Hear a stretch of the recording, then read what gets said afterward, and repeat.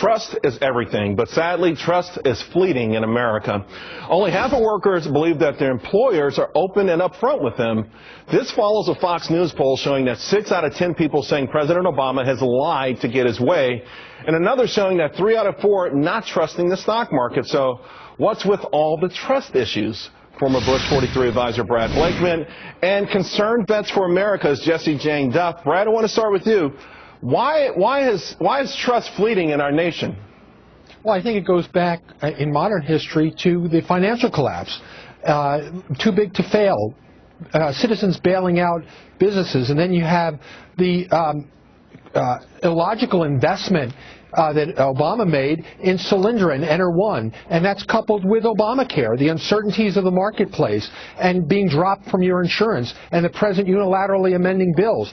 So it's a failure not only by politicians but by Brad, the business sector as well. Brad, is it just the roots strictly politically oriented, or it feels like it goes beyond politics in this case? We just don't necessarily trust each other as people.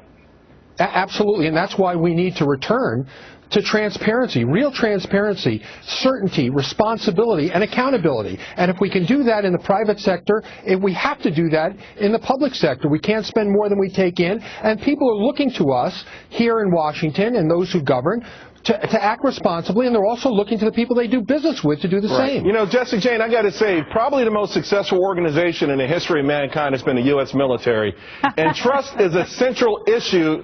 You know, that's a central characteristic of the military. You trust the person next to you. You trust that they've got your back. Exactly. You trust that they believe in what they do. You trust in them with your life. How come that doesn't spread out into the public sector? Okay, so first of all, PolitiFact Check has done the books on, and only 22% of what he has said has been shown to be true and accurate. So this is the president, the commander-in-chief. Meanwhile, we get answers like, there's no IRS scandal, it's a boneheaded decision, or we don't have a problem with Benghazi, even though nobody's been held accountable. So we've got all of these scandals, and we're being told contradictions. This filters down to employers. They can't even describe what a health care plan is going to look like next year to their employees, let alone what their 401k is going to look like. How do we turn that around, Jessie Jane? Because I agree with everything you're saying. Here's the most interesting part of it all. It feels like we accepted that this is a way of life. We don't trust the government, certainly. We don't trust our employer. Is this just the way we're going to live, or can it be turned around?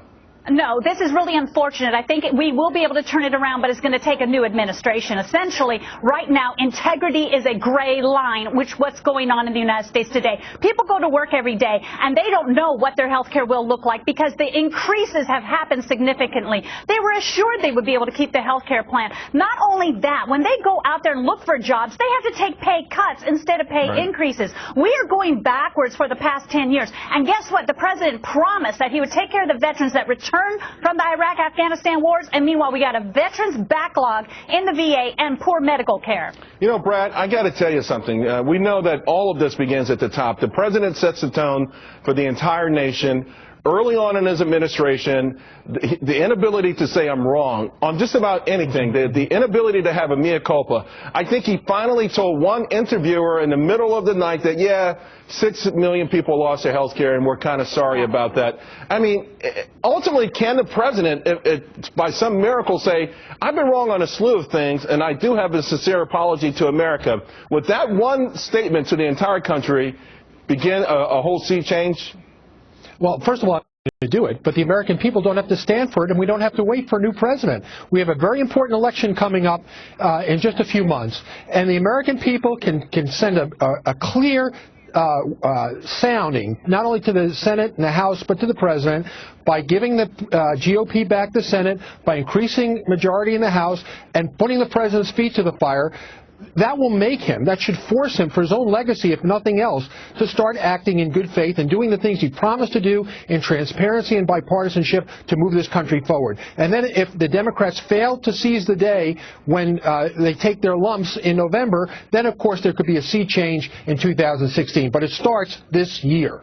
Jessie Jane, before we go, I've got just 30 seconds left. You agree with that? Oh, absolutely. But integrity comes from the heart of everyone. The GOP needs to be held accountable, too, because right now congressional ratings are not very high either. People need to mean what they say and say what they mean. Be leaders. Don't sit there and send messages just to put a Band-Aid on the wound. I tell you what, if it was up to me, Jessie Jane Duff would vet every single person running for office, and I would just put a check next to their name, and I know we've got the right leader. Both of you guys are fantastic. Thanks a lot. We'll talk to you again soon. Well, as the president makes his way